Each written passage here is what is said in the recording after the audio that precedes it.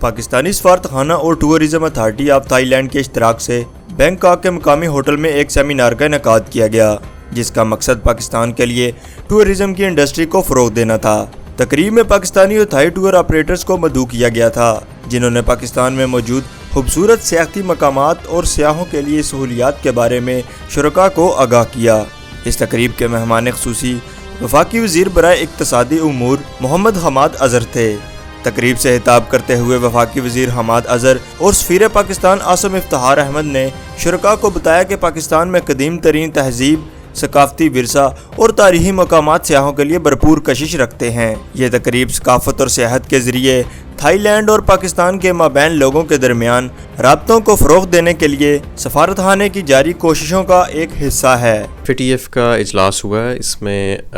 ہمارا جو ڈیلیگیشن تھا وہ ان کے ٹیکنیکل لیول کے ڈیلیگیشن کے ساتھ ہم نے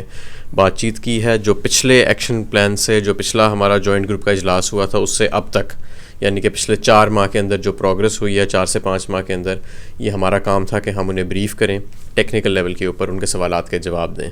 تو میں سمجھتا ہوں کہ وہ ہم نے بھرپور طریقے سے کیا ہے، تمام سوالات کے جواب ہم نے دیے ہیں، اور میں یہ سمجھتا ہوں، میری یہ رائے ہے کہ ہم نے ان کو اس بات پہ کنونس کیا ہے